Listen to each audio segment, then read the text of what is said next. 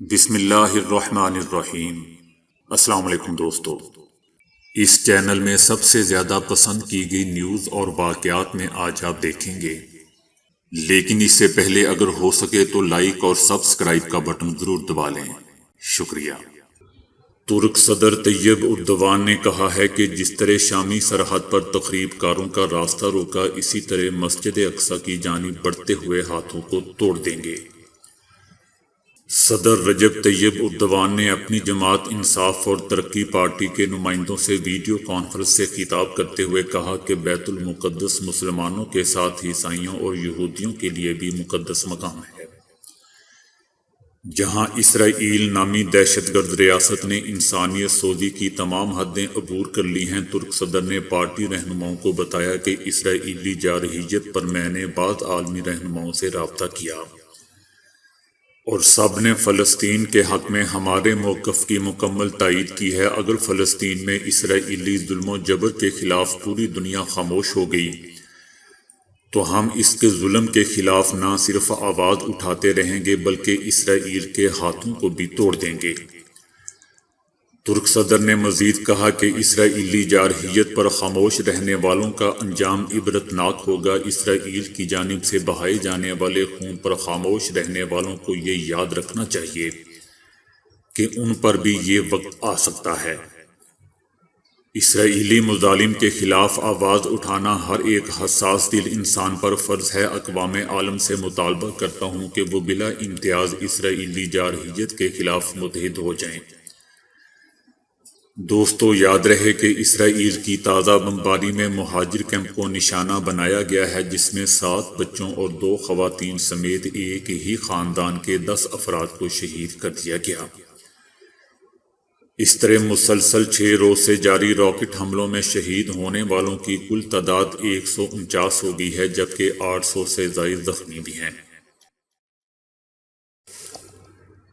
اسرائیل کی فلسطینیوں پر وحشیانہ بمباری کا سلسلہ جاری ہے، جس کے نتیجے میں شہید افراد کی تعداد 149 تک پہنچ گئی ہے۔ عالمی برادری کی جانب سے بھرپور احتجاج کے بعد بھی اسرائیلی حکومت کی جارحانہ کارروائیاں جاری ہیں۔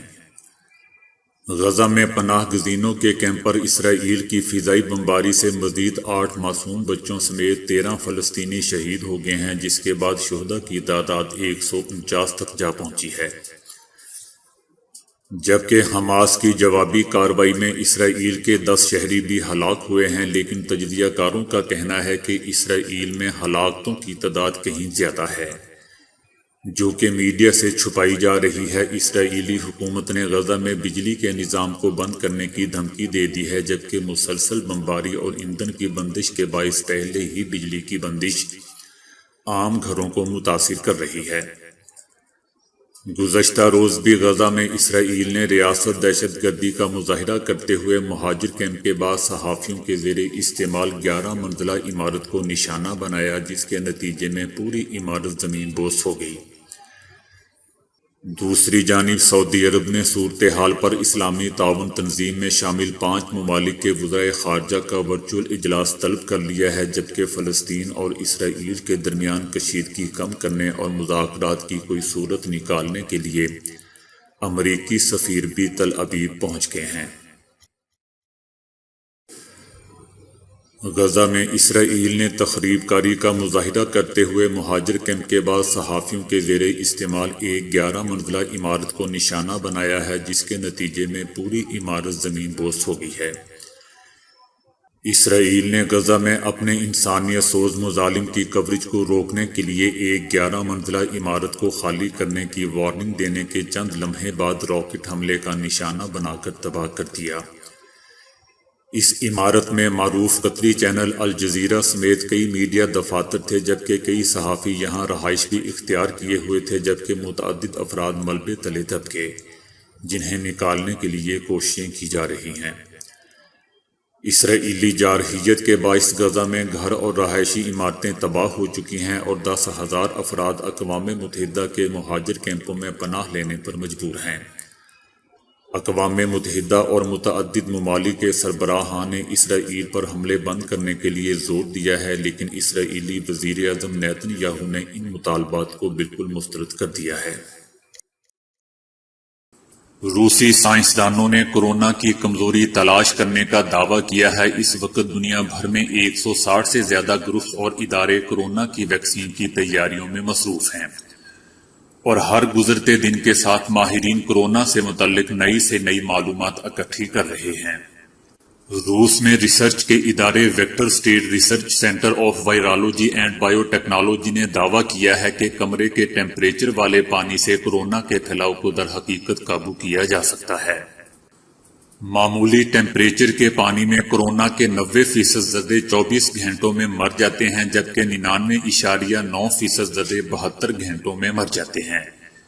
سائنسدانوں نے اپنی تحقیق کی بنیاد پر کہا ہے کہ ابلا ہوا پانی کورونا کے ذروں کو فوری طور پر مار دیتا ہے۔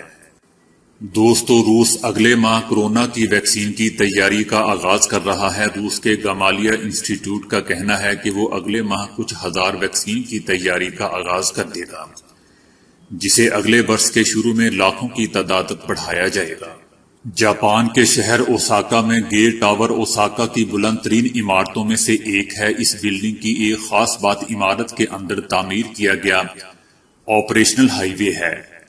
اس بلڈنگ کے اندر سے ایک مکمل آپریشنل ہائی وے گزرتی ہے، جس سے روزانہ ہزاروں گاڑیاں نکلتی ہیں۔ گیٹ ٹاور عمارت کی 16 منزلیں ہیں، جس کے اندر سے گزرنے والی ٹریفک عمارت میں موجود لوگوں اور ان کے کام کو کسی طرح بھی متاثر نہیں کرتی۔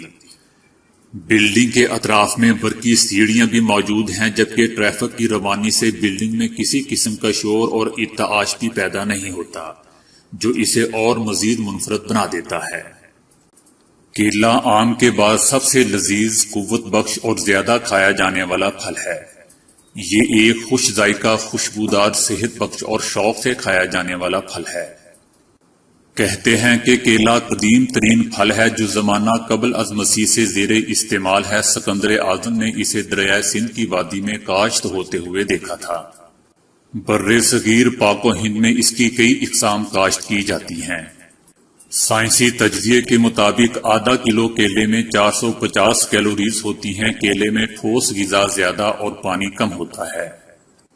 جو لوگ تھکان محسوس کرتے ہیں ان کے لیے کیلا بہت مفید چیز ہے۔ کیلا آیوڈین کی کمی دور کرتا ہے، اس لیے آیوڈین کی کمی سے لاحق ہونے والی تمام امراض میں بھی یہ مفید ہے۔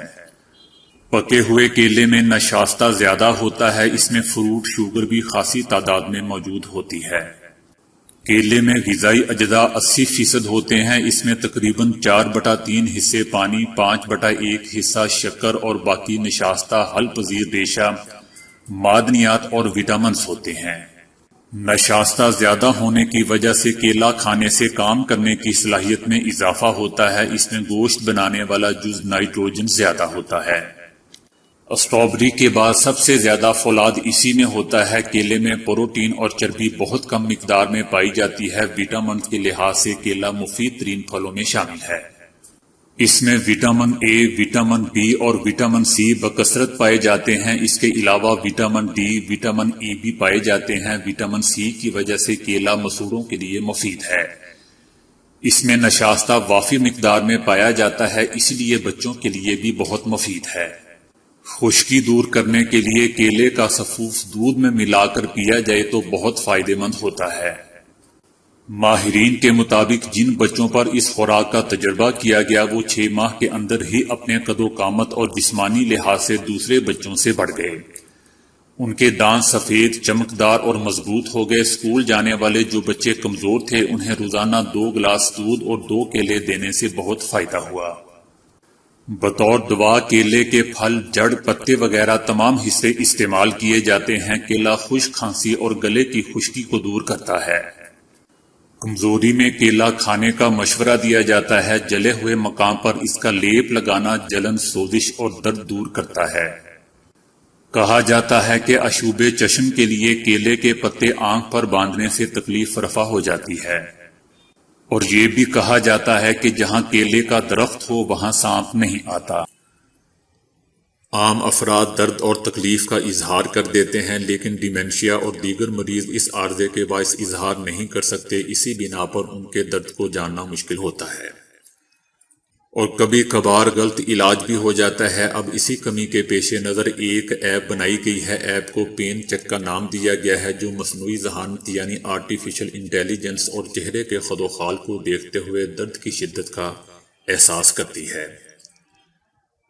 کوئی بھی سمارٹ فون سے مریض کے چہرے کی مختصر ویڈیو بناتا ہے۔ اس دوران ایپ چہرے کے پٹھوں میں کھچاؤ اور دیگر شواہد کا جائزہ لیتی رہتی ہے۔ اس کے بعد تمام معلومات کو نگرانی کرنے والے شخص کے بیانات کے تحت درد کی شدت کو بیان کر دیتی ہے۔